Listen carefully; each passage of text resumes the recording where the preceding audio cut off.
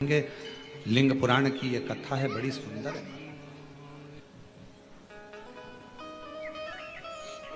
लिंग पुराण का यह पवित्र चरित्र है और लिंग पुराण के अध्याय नंबर 5 में पृष्ठ संख्या 586 में आप इसको पढ़ सकते हैं।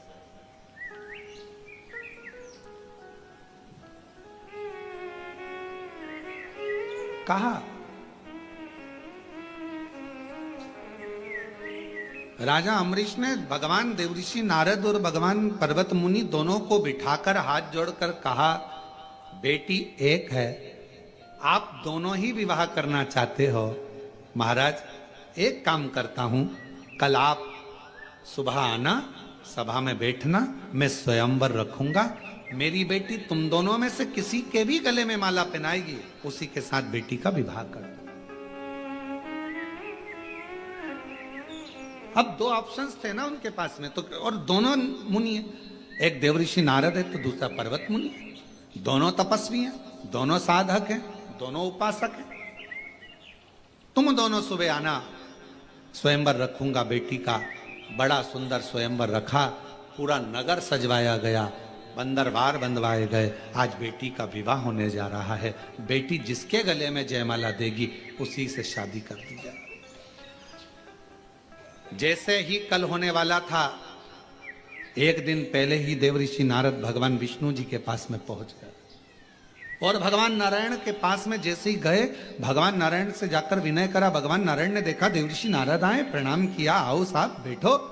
नारद जी कहने लगे, मैं बैठने नहीं आया हूं, मेरा कल्याण कर दो, इतना ही चाहता हूं। भगवान विष्णु ने पूछा, क्या कल्याण चाहते हो? अब शब्द आया है, आप और हम सबके लिए इस कथा में आई है अपनी बात। क्या कल्याण चाहते हो?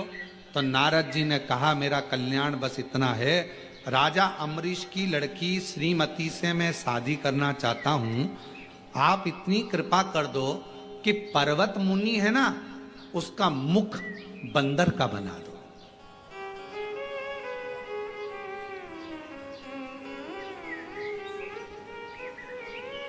और श्रावण के महीने की ऑनलाइन चल रही शिव महापुराण की कथा में आज की कथा को बहुत सावधानी से लेना। देवऋषि नारद भगवान विष्णु जी के सामने खड़े हैं। चाहते तो ये कहते कि राजा अम्बरीश की बेटी मेरे गले में जयमाला पिनाए, ऐसी कृपा कर दो और मेरी शादी राजा अम्बरीश की बेटी श्रीमती से करा दो। पर मांग क्या रहे? मैं राजा अम्बरीश की बेटी से शादी करना चाहता हूं, श्रीमती से, बड़ी सुंदर है। आप एक काम कर दो, पर्वत मुनि को बंदर का मुख दे दो। अब ईमानदारी से बोलो, खड्डा दूसरे के लिए खोदोगे तो उसमें सबसे पहले कौन गिरेगा? जिसने खोदा है वही। आप दूसरे के लिए गलत मांगोगे तो आपका ही बुरा होना। आप जितना दूसरे के लिए गलत सोचोगे, गलत विचार करोगे, गलत धारणा बनाओगे, गलत बात लेकर आओगे।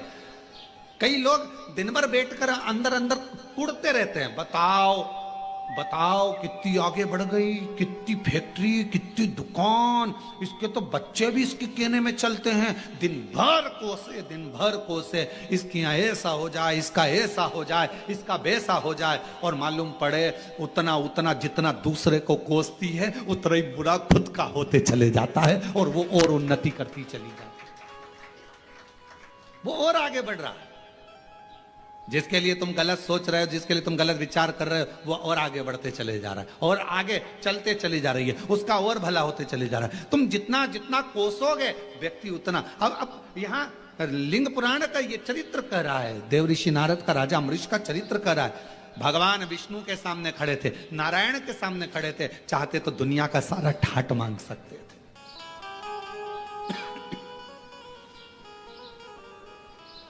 मांगो, तुमको क्या चाहिए?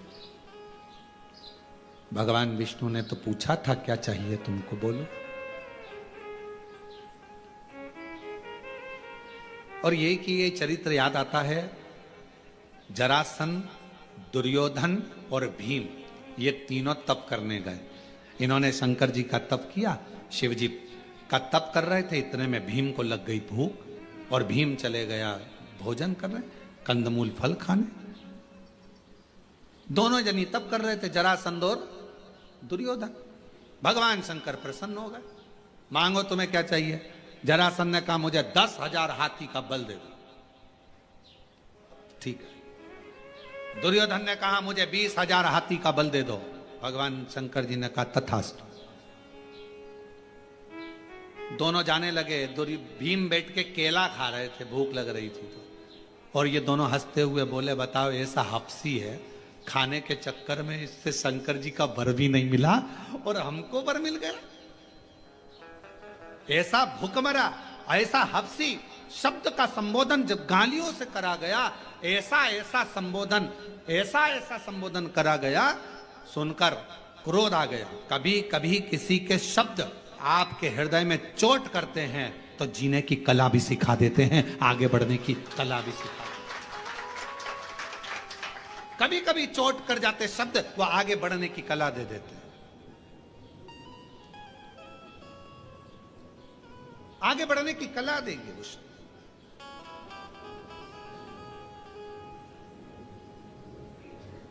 भीम गए, तप करने बैठ गए। अब की बार भीम ने सोचा मैं शंकर जी का तप ही नहीं करूंगा, मैं पार्वती जी का करूंगा। काम करने वाला, घर में सेवा करने वाला नौकर चाकर जो होता है ना, बड़ा चतुर होता है, देख लेता है दोनों में सेठ जी ज्यादा हृदय के नम्र हैं कि सेठानी, और देखा सेठानी नम्र है तो जैसे ही सेठ जी गए तब वो झाड़ू पोछा करने आई, और झाड़ू पोछा करती, भाभी बहुत तकलीफ चल रही है, बच्चों की फीस नहीं है। भाभी अंदर गई, अलमारी खोल के 500 रुपए रख ले, फीस भर देना, और सुन तनख्वाह में काटूंगी, याद रख लेना। अब कोई भाभी तनख्वाह में काट रही क्या? दे दिया। नम्रता। भीम को लगा कि मैं महादेव जी की आराधना की नहीं, यार पार्वती जी की आराधना करूंगा। अब मां तो मां होती है, प्रकट हो गई, मांग तुझे क्या चाहिए। भीम ने कहा मां मैं मांगूंगा नहीं, तू अपने मन से दे दे, बस इतना कृपा करना, ध्यान रखना, ध्यान रख कर देना। तो माता जी बोली तुम तो 3 लोग आए थे, हाँ वो 2 लेके चले गए, अब मैं ही बचा हूं, अब तुम कृपा करो मां। माता पार्वती जी ने ध्यान लगाया, सरस्वती माता को बुलाया। सरस्वती, शंकर जी ने इनको क्या क्या दिया, तो कहा एक को 10,000 हाथी का बल, एक को 20,000 हाथी का बल।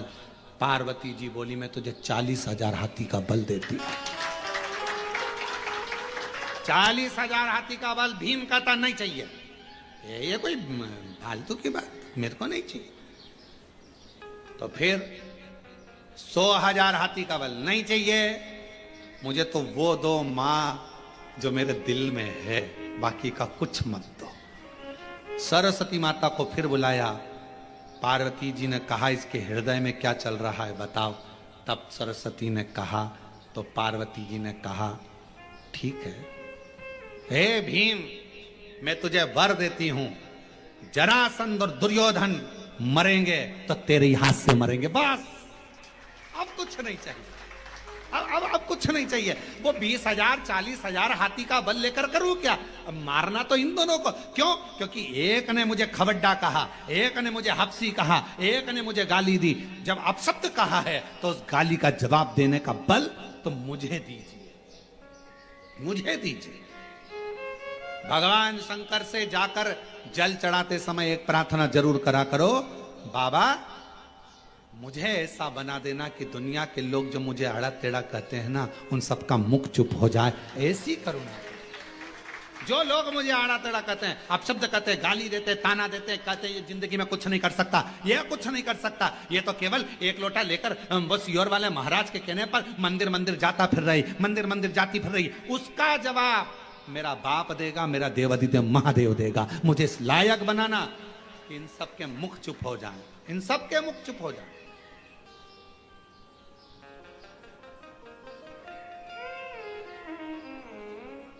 और कई लोग आश्चर्य करते हैं, फिर शंकर जी की सेवा करने वाला, जल चढ़ाने वाला, भजन करने वाला जब बहुत ऊंचे सिंहासन पर बैठ जाता है, बहुत ऊंचे ठाट पर बैठ जाता है, तो लोग आश्चर्य करते हैं बनना था किसको, बन कौन गया, किसके बन गया, ये कैसे हो सकता है?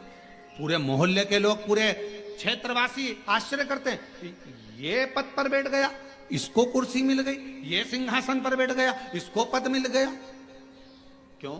उसने या उसके परिवार वालों ने जो शंकर की आराधना करी है, शिव एक ना एक दिन ऐसा जवाब देता है कि एक ना एक दिन मुंह को बंद कर देता है और बिल्कुल शांति से उसका जवाब कर। थोड़ा सब्र करना, परंतु थोड़ा इंतजार करना। भीम ने कहा, मां बस अब कुछ नहीं चाहिए, तूने वर दे दिया, 40,000 हाथी का बल लेकर करता भी क्या, अगर ये दोनों मेरे हाथ से ना मरते, तूने मुझे वर दे दिया, ये दोनों तेरे हाथ से मरेंगे, इससे ज्यादा कुछ नहीं चाहिए मां, बस हो गए। मांगो तो जरा सोच समझ कर तो मांगो कि मांग क्या रहे हो। हे भगवान, मेरे यहां 15 साल से औलाद नहीं है, संतान देना भगवान, भगवान औलाद दे देना, भगवान औलाद दे देना, भगवान संतान दे देना। अरे भगवान से कहो, प्रभु कृपा करना, तेरा भजन करने वाली, मेरी सेवा करने वाली, बुढ़ापे में मुझे संभालने वाली, अच्छी उच्च बुद्धि वाली, स्वस्थ संतान देना, तेरी कृपा से देना। जैसे मार्कंडे बाबा पर तूने दया करी, ऐसी दया मुझ पर कर देना। औलाद तो मांगो, पर साथ में संस्कारित मांगो। औलाद दे दो भगवान, औलाद दे दो। और औलाद आ भी गई और मालूम पड़े बुढ़ापे में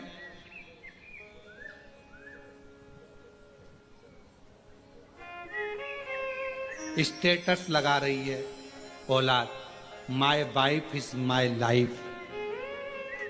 तो क्या मतलब कि ऐसी औलाद, औलाद को स्टेटस लगाना चाहिए, my mother is my life.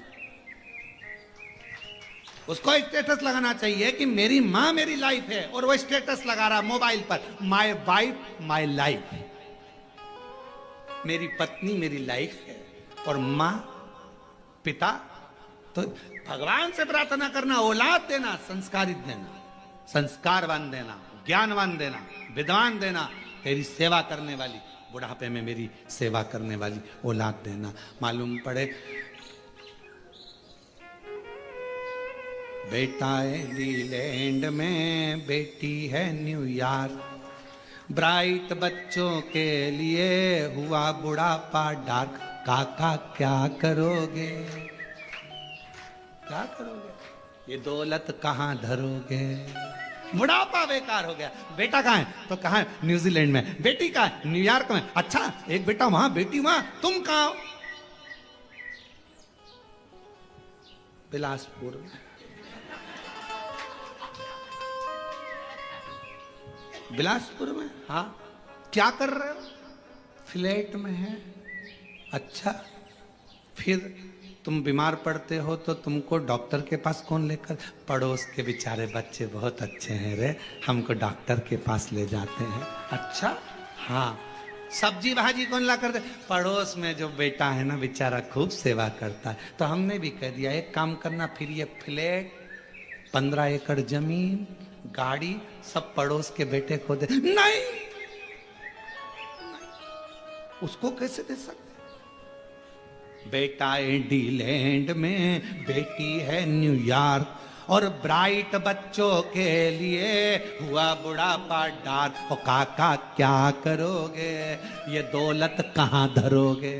जरा विचार करिए, बेटे सब बाहर, परिवार पूरा बाहर, कोई पूछने को तैयार नहीं, बुढ़ापे की अवस्था, लाठी टेक के चल रहा, भोजन सही मिल नहीं रहा, उसके बाद भी मकान की सफाई करवा रहा, घर संभाल के रख रहा, और बेटे और बेटी को फोन लगाने की फुर्सत नहीं, सब अपनी अपनी मस्ती में जी रहे हैं, और तेरा बुढ़ापा पूरा व्यर्थ हो गया। और आखिरी में जो पड़ोसी काम कर रहे हैं, उनके लड़के काम कर रहे हैं, 100-500 रुपए उनको ज्यादा दे देती कि ले रहे 500 रुपए का तेरा ये लियाना, 5000 का मोबाइल लियाना, पर फिर भी अठन्नी दमड़ी नहीं छूटना चाहिए मेरे बच्चों का, मेरे बेटे का, मेरा पोता का, मेरी पोती का। और मर गए, 15 दिन तक मालूम ही नहीं पड़ा, यही खबर है, 15 दिन तक मालूम ही नहीं पड़ता, बॉडी सड़ती रहती है कि मर गए।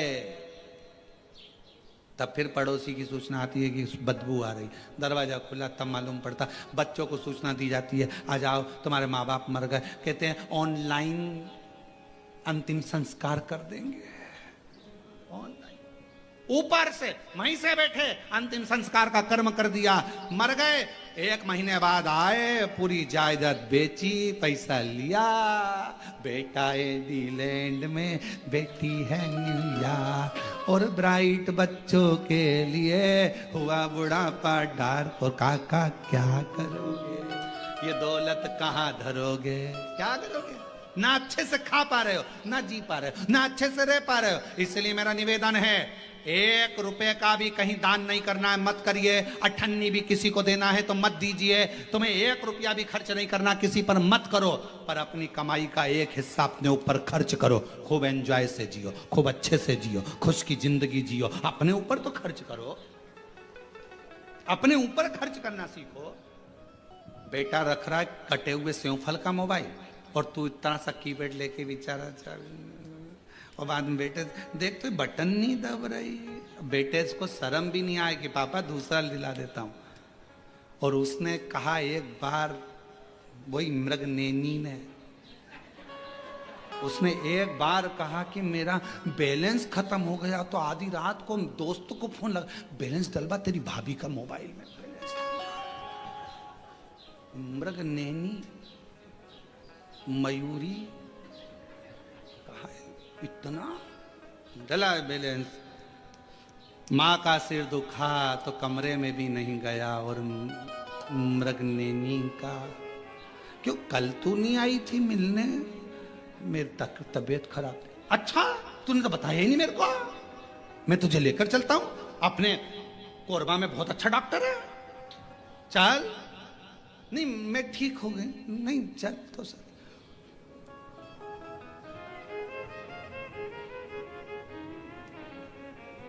चुल्लू भर पानी। अच्छा कोई ने कहा कि चुल्लू भर पानी में डूब मरो, ये कहावत गलत है। हमने कहा बिल्कुल सही है। जो व्यक्ति कभी भगवत भजन से नहीं जुड़ता वो एक कीड़े की तरह होता है। कीड़ा चुल्लू भर पानी में डूब मरता है। मैं गलत क्या है जाने? देव ऋषि नारद ने गलती कर दी, वो गलती आप ना करिएगा। भगवान के पास जाना तो कहना औलाद संस्कारित देना, भगवान से मांगना मकान, भगवान मेरा किराए के मकान में रहती हूँ, मेरा घर बनवा दे, मेरा घर बनवा दे। भगवान से मकान मांगना तो कहना मकान मत देना, घर देना। घर का मतलब है जिसमें परिवार के सदस्य रहें, प्रेम रहे, आनंद में रहे। मकान में तो कान लगे होते हैं, केवल निंदा चलती है, अपशब्द चलता है। फ्लैट मत देना, उसकी तनख्वाह जमा कर करके मैं खुद लेट जाती हूँ, क्या करूं ऐसे फ्लैट का। बंगला मत देना, बगल वाले को ही नहीं मालूम पड़ता कि पास में कौन रहता है, क्या करूं बंगले का।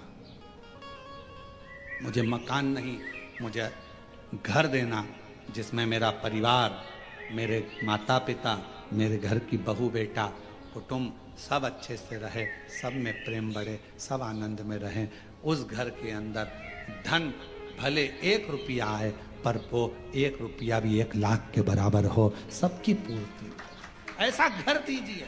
हम मांग क्या रहे हैं? यहाँ देवऋषि नारद के सामने भगवान विष्णु थे और भगवान विष्णु ने कहा था मांगो नारद तुम्हें क्या चाहिए। चाहते तो नारद जी कह सकते थे कि मुझे राजा अम्बरीश की बेटी से शादी करना है, आप वर दो कि मुझे राजा अम्बरीश की बेटी से मेरी शादी हो जाए। पर मांगा क्या देवऋषि नारद ने? वर दीजिए पर्वत मुनि का मुख बंदर का कर दीजिए। स्वयं के लिए अच्छा मांग ले।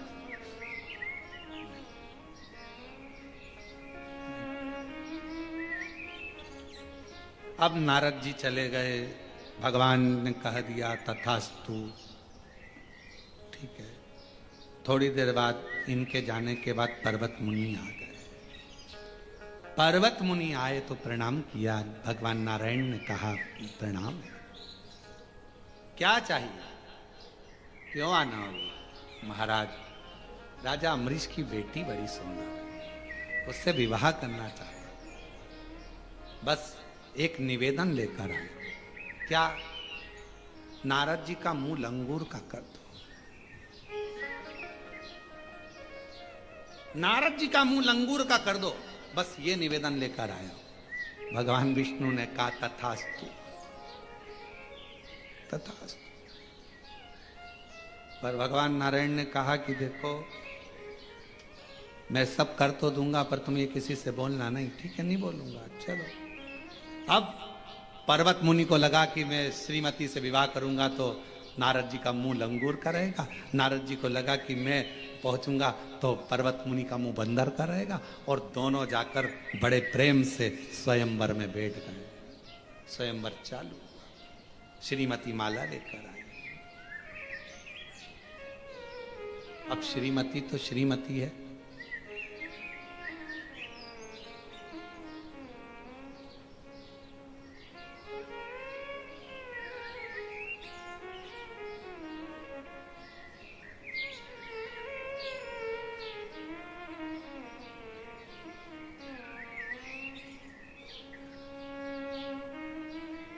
दो चीजें हमेशा अच्छी होना चाहिए, श्रेष्ठ हो। एक मनुष्य की मति और दूसरी घर में श्रीमती। मति ठीक होगी तो घर स्वर्ग है, और श्रीमती ठीक होगी तो घर स्वर्ग है। ये दोनों ठीक होना चाहिए। क्रोध करने वाले, अपशब्द कहने वाली, दिन भर क्लेश करने वाली नहीं। बुद्धि भी मति भी हमेशा क्रोध क्रोध क्रोध क्रोध। जरा सा किसी ने कहा आग बबूला हो गए, किसी ने कुछ कहा जवाब देने में आग बबूला हो गए, थोड़ी थोड़ी देर में गुस्सा आ गया। जरा सी बात में किसी ने कुछ बोला चिड़चिड़ चिड़चिड़ चिड़चिड़ चिड़चिड़ चिड़चिड़ चिड़चिड़, क्रोध क्रोध क्रोध। अरे कोई अच्छे से पूछ रहा है, उसका जवाब अच्छे से दीजिए। क्रोध चिड़चिड़पन कैसे आया, क्यों आया, किस लिए आया, विचार कर।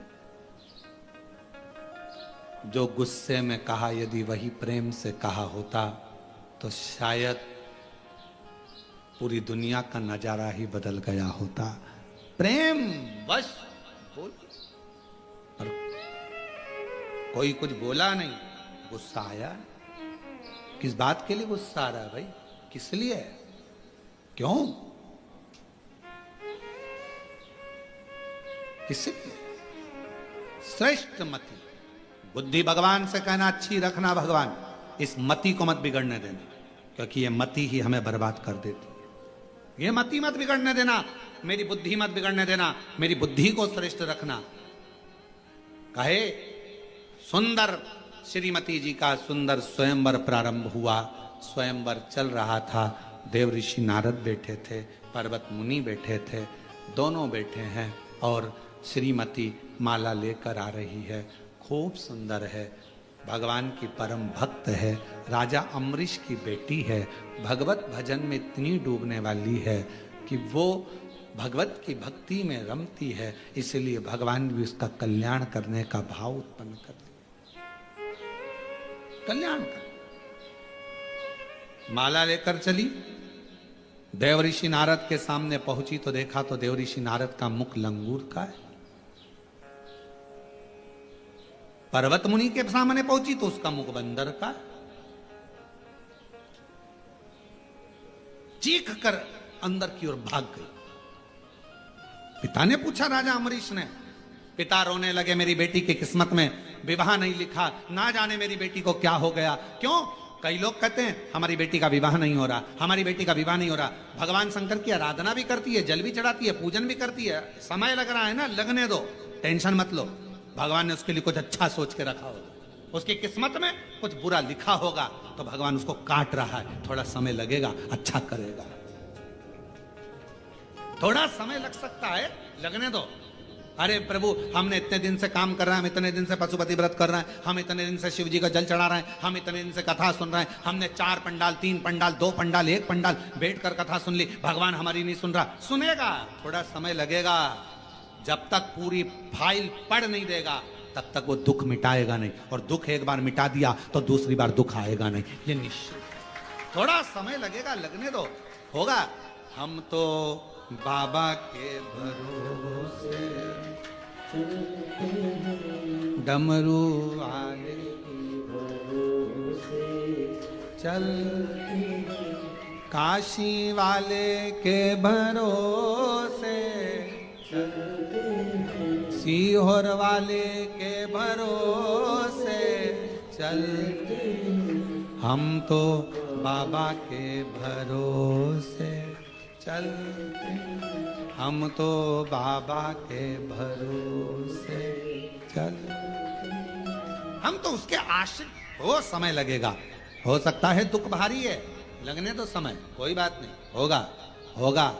हमारा काम है एक लोटा जल चढ़ाना, हमारा काम है शिव के मंदिर की सफाई करना, हमारा काम है शिव महापुराण की कथा को श्रवण करना। अगर हम दिल से सुनते रहेंगे, कभी तो कृपा करेगा, कभी तो करुणा करेगा। एक रस्सी पत्थर पर बार बार चलती है तो पत्थर पर निशान दे देती है। जिसके घर में रोज शिव महापुराण की कथा चलती है, एक ना एक दिन वो कल्याण कर ही देती। आप रोज प्रतिदिन शिव महापुराण की कथा 1 बजे से 4 बजे तक श्रावण के महीने में ऑनलाइन श्रवण कर रहे हो। ये कथा आज विराम हो जाएगी, फिर 21 तारीख से 25 तारीख तक 1 बजे से 4 बजे तक बाबा के कुबेर भंडारी के धाम से ऑनलाइन चालू हो जाएगी। 25 को वो विराम होगी, 30 तारीख को ऑफलाइन जयंती स्टेडियम भिलाई में प्रारंभ हो जाएगी, जो 5 अगस्त तक चलेगी 1 बजे से 4 बजे तक।